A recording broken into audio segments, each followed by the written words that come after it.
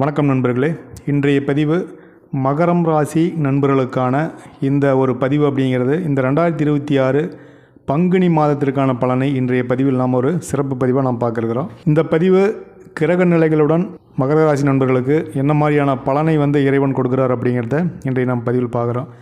இந்த 2026ஆம் ஆண்டு பங்குனி மாதம், அதாவது மார்ச்சில் ஒரு 15, ஏப்ரல் ஒரு 15 நாள் மகர ராசி நண்பர்களுக்கு கிரக நிலைகளினுடைய இருக்கக்கூடிய அந்த அமைப்புங்கிறது ஒரு மிக்சிங்கான ஒரு பலன்களை தரக்கூடியதாகவும், முக்கியமாக குரு பகவான், சனி பகவான், ராகு பகவான் ஆகிய 3 கிரகங்களினுடைய நிலைகள் உங்கள் வாழ்க்கையின் பல்வேறு அம்சங்களில் ஒரு முன்னேற்றத்தையும் ஒரு தாக்கத்தையும் ஏற்படுத்தக்கூடியதாக இந்த மாதம் இருக்குது.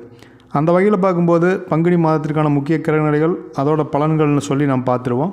அதுக்கு முன்னால் நீங்கள் இன்னும் நம்ம சேனலை சப்ஸ்கிரைப் பண்ணால் வீடியோ பார்த்துருந்தீங்கன்னா சப்ஸ்கிரைப் பண்ணி பெல் ஐக்கன் ஆன் பண்ணி வச்சுக்கோங்க.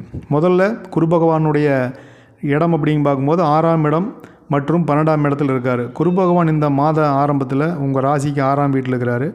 மார்ச் 11க்கு அப்புறம் அவர் மிதுன ராசிக்கு பயிற்சி ஆகிறார். இதனால் மார்ச் 11 ஜூன் வரையிலான அந்த காலம் அப்படிங்கிறது தொழில் மற்றும் வேலை வாய்ப்பிற்கு உங்களுக்கு சாதகமாக இருக்கக்கூடிய காலமாக இந்த காலம் இருக்கும். புதுசாக வேலை தேடிட்டு இருக்கிறீங்க அல்லது இருக்கிற வேலையிலே ஒரு நிலையான ஒரு தன்மை வேணும் அப்படிங்கிற நண்பர்களுக்கு ஒரு நல்ல வாய்ப்புகள் இந்த காலகட்டத்தில் இருக்கும்.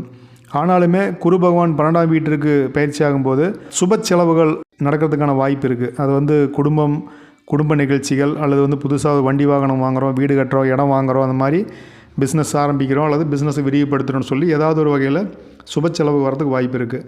அடுத்து சனி பகவான் அப்படின்னு பார்க்கும்போது உங்கள் ராசிக்கு அதிபதியான சனி பகவான் 3ஆம் வீட்டில் இருக்கிறார். இது உங்களுக்கு ஒரு அற்புதமான தைரியம் மற்றும் தன்னம்பிக்கையை தரக்கூடிய ஒரு இடமாகவும், கடின உழைப்பவர்களுக்கு இது யோகமான ஒரு காலமாகவும் இந்த காலம் இருக்கும். உங்கள் திறமை அப்படிங்கிறது உங்களுக்கே தெரியாத ஒரு அபரிமிதமான திறமை வெளிப்படக்கூடிய காலமாகவும் இந்த காலம் இருக்கும்.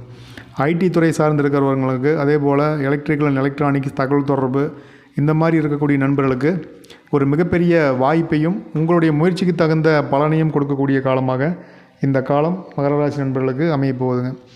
ராகு பகவான் மற்றும் கேது பகவானுடைய நிலை பார்க்கும்போது 2 மற்றும் 8ஆம் வீட்டுக்கு அதிபதியாக ராகு மற்றும் கேது பகவான் இருக்காங்க. ராகு பகவான் 2ஆம் வீட்டிலும், அதாவது கும்ப வீட்டில் இருக்கிறார். கேது பகவான் 8ஆம் வீடு செம்ம வீட்டில் இருக்கிறாரு. இந்த 2ஆம் இடம் ராகு அப்படிங்கிறது பேச்சில் நிதானம், அதாவது தேவையில்லாத பேச்சு பேசக்கூடாது. அது குடும்பத்தில் வேலை செய்யக்கூடிய இடத்துல அல்லது உங்கள்கிட்ட வேலை செய்கிறவங்கள்ட்ட இது எல்லாமே கொஞ்சம் கவனமாக இருக்கணும். அதுவும் குறிப்பாக குடும்பத்தில் சின்ன சின்ன விவாதங்கள் தேவையில்லாமல் போகும். ஸோ அதனால் ரொம்ப கவனமாக இருக்கணும். குறிப்பாக வாழ்க்கை துணையிட்ட திடீர் பண வரவுக்கு வாய்ப்பு இருக்குது. நீங்கள் எதிர்பார்க்காத அல்லது உங்களுக்கு வேண்டிய பணம், உங்களுக்கு வர வேண்டிய பணம் அல்லது நீங்கள் எதிர்பார்த்த லோன், அந்த மாதிரி பண வரவு, நிதிநிலை உயர்வுக்கு வாய்ப்பு இருக்குது. ஆனால் செலவுகளை கட்டுப்படுத்துறது கொஞ்சம் சிரமம் இருக்குது இந்த காலத்தில். கட்டுப்படுத்தினா நல்லது. ஏன்னா அது பணம் வரும்போது நம்ம சேர்த்து வைக்கிறதுக்கோ அல்லது சேர்த்து வைக்க முடியலனாலும் அதை ஒரு அசட்டாக மாற்றுறதுக்கோ, சும்மா சிம்பிளாக ஒரு வெள்ளி, தங்கம் ஏதாவது ஒரு வகையில் வாங்கி நீங்கள் பொருளாக மாற்றி வைக்கும்போது அதுவும் ஒரு வகையில் ஒரு சேமிப்பாக மாறும். செவ்வாய் பகவான் மற்றும் சனி பகவானுடைய சேர்க்கை அப்படிங்கிறது ஏப்ரல் மாதத்தில் பங்குனியினுடைய பிற்பாதியில் நடக்கக்கூடிய அந்த நிகழ்வுங்கிறது, இந்த செவ்வாய் மற்றும் சனி பகவான் இணைவு அப்படிங்கிறது சில தாமதங்கள், வாக்குவாதங்கள், முடிவெடுக்க முடியாத ஒரு நிலை, இதெல்லாமே இருக்கும். உங்களுக்கு வர வேண்டிய வாய்ப்பு வேற ஒருத்தருக்கு போகிறது, இந்த மாதிரி எல்லாம் இருக்கிறதுக்கு வாய்ப்பு இருக்குது. கொஞ்சம் கவனம் இருங்க. ஸோ முக்கியமான முடிவு எடுக்கும்போது கொஞ்சம் அவசரம் இல்லாமல் கொஞ்சம் நிதானமாக யோசித்து ஒரு டைம் 2 டைமு யோசிக்கிறது அல்லது உங்கள் பிஸ்னஸ் ஆலோசகர்கிட்ட நீங்கள் ஒரு அட்வைஸ் வாங்குறது கொஞ்சம் உங்களுக்கு பெட்டராக இருக்கும். இதில் இன்னொன்று, குடும்பம் மற்றும் உடல்நலம் அப்படின்னு பார்க்கும்போது சனி பார்வை 5ஆம் வீட்டில் மேலே இந்த காலத்தில் இருக்குது. அதனால் ரிலேஷன்ஷிப்பில் பிரச்சனைகள் ஏற்படுவது, பிரிவது அல்லது சண்டை சச்சரவு வர்றது, இதெல்லாமே ஒரு சோதனையாக இருக்கிறதுக்கு வாய்ப்பு இருக்குது. ஆரோக்கியத்தை பொறுத்த வரைக்கும் ஒரு முறையான உணவு பழக்க வழக்கம், ஒரு வாழ்வியல் மாற்றம் அப்படிங்கிறது, உடற்பயிற்சி அப்படிங்கிறது இந்த மாதத்தில் உங்களுக்கு தேவைப்படலாம்.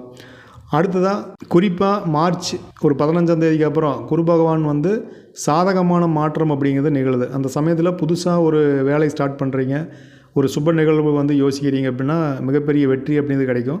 சனி பகவான் உங்கள் ராசிக்கு 3ஆம் வீட்டில் இருக்கிறதுனால உங்களுடைய தன்னம்பிக்கை இது எல்லாமே அதிகமாகும். அது இந்த மார்ச் ஏப்ரல் மாதத்தில் ரொம்பவுமே அந்த கான்ஃபிடென்ட் அப்படிங்கிறது, வெற்றி அப்படிங்கிறது சூப்பராகவே இருக்கும். ஸோ நண்பர்கள், இந்த பங்குனி மாதம் அப்படிங்கிறது இருக்கக்கூடிய கிரகநிலைகள் மகர ராசி நண்பர்களுக்கு ஒரு நல்ல ஒரு வாய்ப்பையும் உங்கள் முயற்சிக்கான வருமானம் மற்றும் லாபத்தையும் கொடுக்கக்கூடிய மாதமாக இருக்கிறதுனால இந்த அற்புதமான மாதத்தை மகர ராசி நண்பர்கள் உபயோகப்படுத்தி கொள்ளும்போது இந்த மாதம் உண்மையில் ஒரு அற்புதமான மாதமாக மாறுவதற்கு இருக்கக்கூடிய கிரகநிலைகள் உங்களுக்கு ரொம்ப ஃபேவராக இருக்குது அப்படிங்கிறத உணர்ந்து நீங்கள் செயல்படும் போது வெற்றி அப்படிங்கிறது 100% உங்களுக்கு சாதகமாக மாறும்.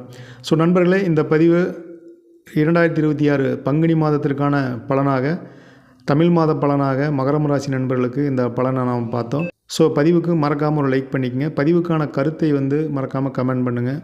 நீங்கள் இன்னும் நம்ம சேனலை சப்ஸ்கிரைப் பண்ணால் வீடியோ பார்த்துருந்தீங்கன்னா சப்ஸ்கிரைப் பண்ணி பெல் ஐக்கான் ஆன் பண்ணி வச்சுக்கோங்க. இது போல் ஒரு அற்புதமான பதிவோடு நம்ம மறுபடியும் சந்திக்கலாம். நன்றி, வணக்கம்.